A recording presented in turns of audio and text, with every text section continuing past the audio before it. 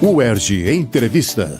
Temas atuais comentados por professores e pesquisadores. Um espaço para reflexão sobre o nosso dia a dia. No UERJ Entrevista de hoje, falaremos sobre o movimento anti-vacina. Para nos ajudar a refletir sobre esse assunto, convidamos Kenneth Camargo, professor titular do Instituto de Medicina Social da UERJ. Médico com doutorado em saúde coletiva pela UERJ, professor Kenneth é editor associado do American Journal of Public Health e da revista Physis. É também diretor do Departamento de Apoio à Produção Científica e Tecnológica da Subreitoria de Pós-Graduação e Pesquisa da UERJ. Eu sou Eneida Leão e este é o UERJ Entrevista. Professor Kenneth Camargo, obrigada por aceitar nosso convite. Eu que agradeço a oportunidade. Professor, a que o senhor atribui o crescimento do movimento anti-vacina no mundo e também no Brasil? O que os seguidores desse movimento alegam para não se vacinarem e não vacinarem seus filhos? Antes de responder essa pergunta, eu só quero chamar a atenção assim, que possivelmente o tamanho desse movimento não é tão grande quanto parece. O problema é que eles são muito vocais, né, e ocupam muito espaço na internet e outras, então dá uma impressão de ser muito grande. Mas mesmo nos Estados Unidos, onde esse problema é enorme, né, é maior tanto que aqui no Brasil, você tem uma taxa de vacinação acima de 80%. Então a maior parte da população não adere a essa besteira.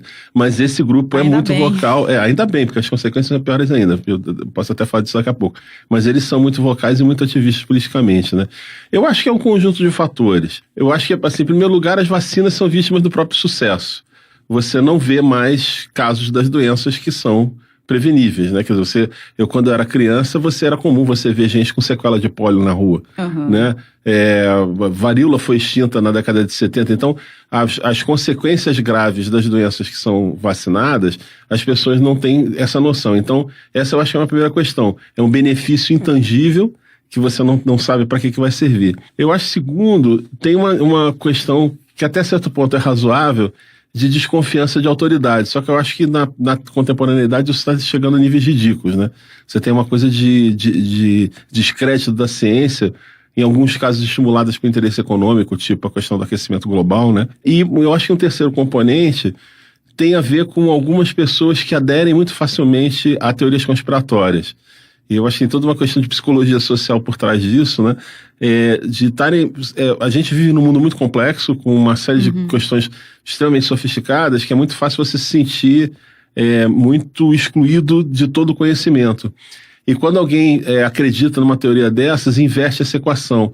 Alguém que seria tido por outros como ignorante, ou de alguma forma alguém que está na periferia das questões do conhecimento, passa a ser alguém que é detentor de um saber muito especial, e que, pelo contrário, ele ou ela é que sabe alguma coisa que todo o resto da humanidade ignora, né? Eu acho que é em cima desse caldo de cultura que aí vão surgindo leituras equivocadas, né? Quer dizer, as pessoas leem determinadas coisas com relação à lista de ingredientes das vacinas e aí vê palavras que não entende, então, por exemplo, até recentemente era muito comum você usar uma substância que preserva e evita a contaminação bacteriana, que tem um átomo de mercúrio na composição, o etilmercúrio.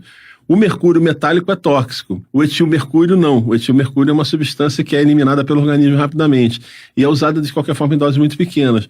Mas as pessoas leem mercúrio e esquecem o resto todo. Entendi. Então, assim, é uma incompreensão alimentada por fontes equivocadas, e aí tem essa coisa da internet, né? E a associação ao autismo, por exemplo, que foi aquele artigo daquele pesquisador que saiu na The Lancet? Pseudo-pesquisador, Isso foi um problema sério. Quer dizer, na verdade, você já tinha movimentos anti-vacina, você tem historicamente isso até aqui no Brasil, né? Quando se instituiu a vacinação compulsória contra a varíola, teve uma revolta aqui no Rio de Janeiro, a época era capital, com barricada na rua, né, na década de 10. Mas no caso específico, de fato, né, quer dizer, houve uma publicação de um artigo, e o problema é assim, o artigo era muito ruim, independente de qualquer coisa, se você pegasse aquele artigo, ele jamais poderia ter feito a conclusão que chegou. Mas o Wakefield, que foi o autor principal, numa entrevista que foi convocada para falar sobre o artigo, ele afirmou taxativamente alguma coisa que não estava no artigo, de que o autismo seria causado pela vacina. E depois se descobriu que houve uma série de manipulações, todos os autores, eram 12 autores, todos pediram para sair do estudo, só ficou ele. Se descobriu que ele tinha tido uma série de violações éticas, captando paciente, fazendo exames sem autorização dos pais, que ele tinha um conflito de interesse enorme. Ele tinha ganho quase 500 mil libras do escritório de advocacia que pretendia entrar com uma ação na justiça contra a fabricante de vacina. Ele próprio estava trabalhando com desenvolvimento de vacinas separadas, o que é o MMR, né? São 3 juntas para fazer elas separadas. E com isso tudo, né, quer dizer assim, e falsificação de dados também. Nossa. Então, no final das contas, o resultado disso é que ele teve registro dele de médico cassado no Reino Unido. Ele não pode praticamente ser no Reino Unido. Só que aí, por conta dessas coisas das teorias conspiratórias, ele virou uma espécie de herói, né? O problema dessas... E começa a viralizar na internet, as pessoas vão resgatando... Exatamente. O problema da coisa da teoria conspiratória é que quando ela se constitui, ela passa a ser imune a qualquer crítica. Aí quando você diz assim, não, ele foi expulso, ele não pode praticamente dizer, mas isso é porque ele revelou uma verdade oculta e está sendo perseguido por conta disso. Em relação a isso, professor, há também uma certa desconfiança, como o senhor falou, né, da relação da ciência com a indústria farmacêutica. Como é que o senhor vê isso? Olha, isso é de fato um problema, né? Quer dizer, eu acho que não é só com a indústria farmacêutica. A gente vive numa sociedade capitalista, né? Quer dizer, assim, o interesse econômico acaba tendo interferência indevida em praticamente tudo, né? Inclusive nos financiamentos das pesquisas. Das pesquisas. Eu acho que, assim, no Brasil menos, porque a gente tem praticamente, quer dizer, agora eu não sei, mas até recentemente, a gente tinha quase totalidade do financiamento das pesquisas era feita pelo poder público. Né, via CNPq, via agência de pesquisa. Agora está complicado, mas isso conferia a gente uma certa independência. Mas, de fato, né, quer dizer, existem vários trabalhos mostrando estratégias inadequadas, vamos dizer assim, para usar uma palavra neutra, que a indústria farmacêutica usou na promoção dos seus produtos. Mas com relação às vacinas, isso é meio estúpido, porque, na verdade, a vacina impede o desenvolvimento da doença, e as vacinas, no caso do Brasil, elas são produzidas, quase na sua totalidade, pela Fiocruz, né? E vários outros países do mundo, você não tem o interesse econômico, e mesmo onde você tem laboratório ou empresa comercial produzindo, a vacina é menos de 2% do faturamento global delas. E você vai ver pelo contrário, quer dizer, recentemente teve um caso nos Estados Unidos do menino que contraiu tétano, porque não havia sido vacinado. O tratamento deste garoto, exclusivamente, saiu quase $1 milhão. Entendeu assim? Então... Esse argumento é ridículo, muito frágil, é muito né? frágil. E o pior é que nesse caso, mesmo depois disso tudo, os pais desse menino continuam dizendo que não vão vacinar. E isso faz parte dessa teoria da conspiração, esse tipo de argumento. Sim. Né? Veja bem, há uma certa razão, mas como o problema da teoria conspiratória é que ela pega fragmentos de realidade e transforma aquilo numa coisa muito maior do que o que realmente era, né? Em relação a esses argumentos, né? O movimento antivacina também se refere à liberdade individual e que a vontade dos pais deve ser soberana em relação à determinação se vacinam ou não os filhos. Outros já acreditam que a vacinação deve ser imposta pelo Estado pelo bem da coletividade. Qual a solução para esse impasse? Aqui no Brasil é proibido por lei não imunizar as crianças por razões que não sejam médicas. E os pais podem ser, inclusive, processados por negligência e maus tratos, não é mesmo? Sim. A primeira parte do argumento é completamente falso. Né? Quer dizer, não é uma questão de responsabilidade individual. Porque você, por melhor que seja a eficácia de uma vacina, vão ter pessoas que mesmo vacinadas não vão ser protegidas. E tem pessoas que não podem ser vacinadas. Ou porque são muito novos, bebê pequeno, né? Uma criança antes de completar o ciclo todo de vacina não está completamente imunizada. Pessoas que têm qualquer tipo de tratamento ou doença que leva a imunodeficiência, pessoas muito idosas. Então, é fundamental você ter uma coisa que em inglês é herd immunity, né? Imunidade de rebanho, imunidade de grupo. Você ter um número alto de pessoas vacinadas para impedir que a doença se transmita para pessoas mais frágeis. Então, esse primeiro argumento é um argumento individualista falacioso. Em relação à questão das crianças, eu também acho que é um problema o argumento, porque é essa ideia de que criança é propriedade dos pais, que não se coloca. A criança também tem direito, né? Ficou famoso recentemente nos Estados Unidos o caso de um garoto que, assim que completou 18 anos de idade, foi correndo procurar como se vacinar. E está numa briga aberta com os pais por conta disso, né?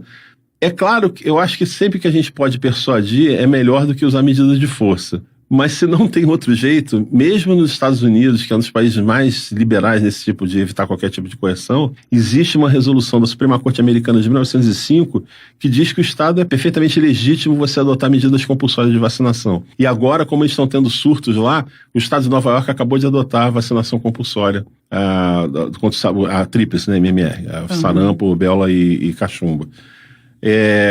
Lá mesmo, né, onde você tem muito mais isenções, está havendo um movimento das leis endurecerem e só permitir não vacinar nos casos em que exista uma justificativa médica. O movimento antivacinação foi incluído pela Organização Mundial de Saúde em seu relatório sobre os 10 maiores riscos à saúde global em 2019. Quais são os riscos reais que corremos com a não vacinação? O senhor falou que ainda o percentual de pessoas vacinadas ainda é muito grande.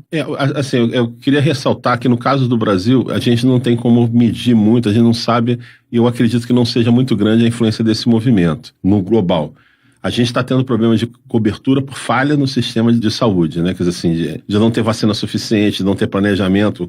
Com esse desmonte geral que você está tendo no setor público, é óbvio que isso afeta... Nós vimos isso na campanha para a febre amarela, por exemplo. Por exemplo. Então, assim, há problemas, né? Quer dizer, há problemas aí estruturais, que é uma infelicidade que o Brasil tem um dos melhores programas de vacinação do mundo, era orgulho nosso até recentemente, e como tudo mais está sendo...